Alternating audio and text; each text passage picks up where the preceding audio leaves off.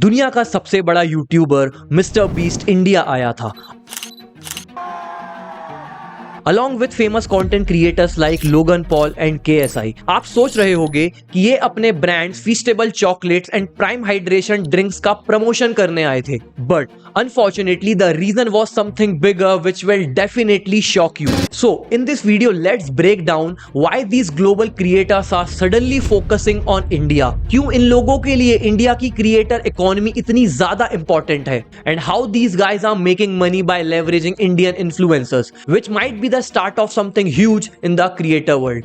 पर चलो पहले थोड़ा सा रिवाइंड करते हैं। कुछ समय पहले मिस्टर बीस्ट ने अपने चैनल पर यह वीडियो रिलीज की थी जिसमें उन्होंने इंडिया के सबसे बड़े इंडिविजुअल यूट्यूबर कैरी मिनाटी को फीचर किया था। भाई तुझे 2014 से देख रहा है, मैं बहुत खुश हूं। काश तुम जीत जाते। And right after 3 months carry Minati भी अपने चैनल पर मिस्टर बीस्ट पैरोडी वीडियो बनाते हैं जिसमें वो मिस्टर बीस्ट और इंडिया के सारे टॉप कंटेंट क्रिएटर्स के साथ कोलैब करते हैं।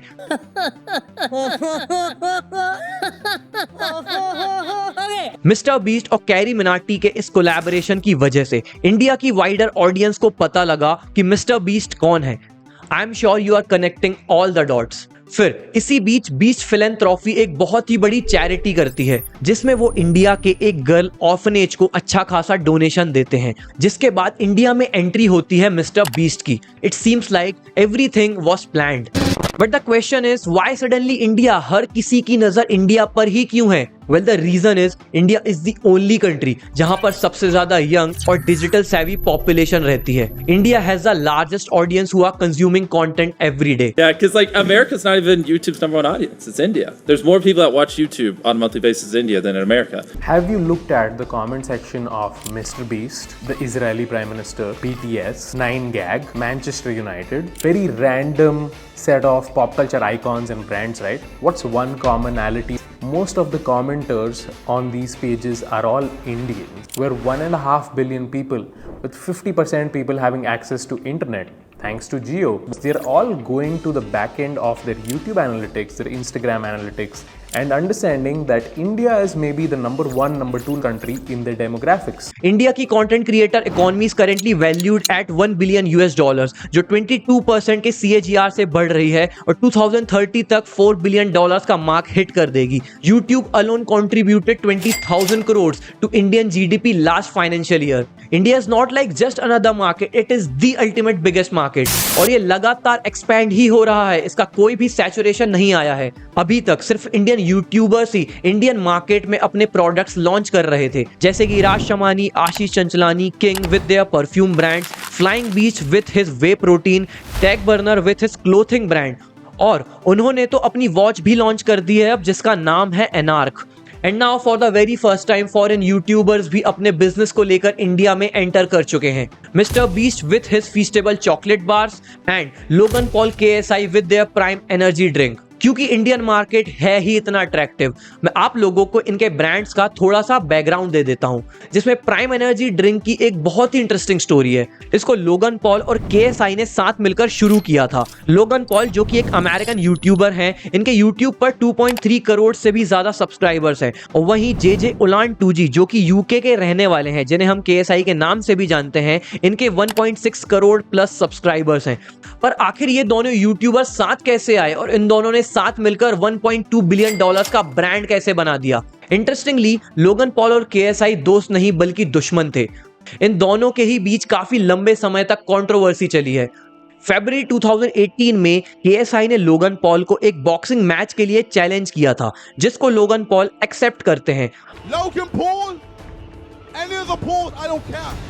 On 25th of August 2018 इनकी फाइट होती है, जिसका रिजल्ट होता है ड्रॉ 57-57 यानी ड्रॉ।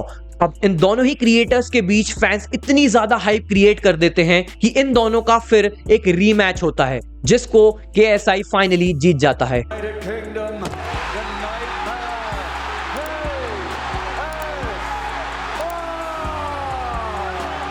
पर स्टिल फाइट इतनी ज्यादा क्लोज थी कि दोनों साइड के फैंस के बीच एक सोशल मीडिया वॉर छिड़ जाती है और ये हाइप बहुत ही ज्यादा अनरियल थी। अब 4 जनवरी 2022 को दोनों ही यूट्यूबर्स एक लाइव शेड्यूल करते हैं जिसमें वो कोई बड़ी अनाउंसमेंट करने वाले थे।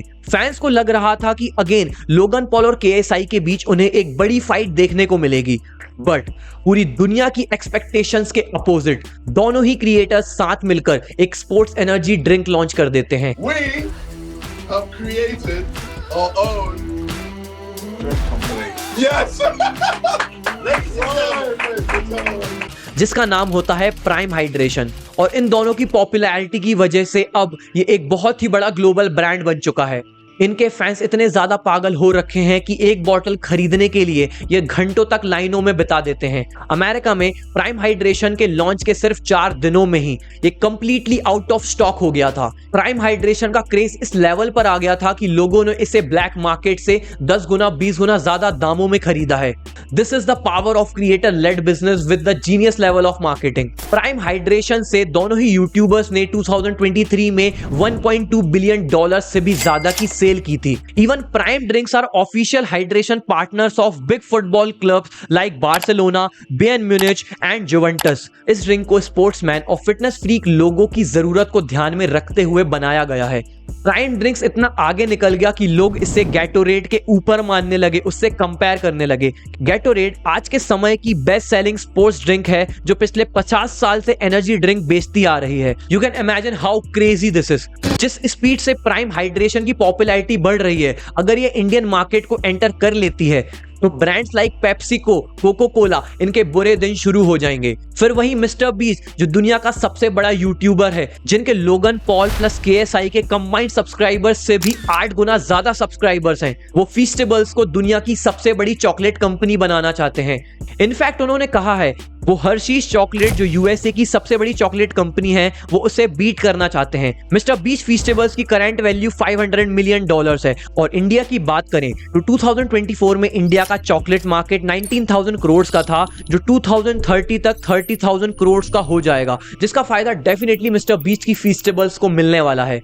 एंड फाइनली लोगन Paul, KSI and mister beast Indian markets में एंटर कर चुके हैं, एंड नाउ ये लोग इंडियन कंज्यूमर्स को टारगेट करेंगे। But the main question is India, जो कि एक प्राइस सेंसिटिव मार्केट है। यहाँ पर लोग कुछ भी सामान खरीदने से पहले 10 बार सोचते हैं।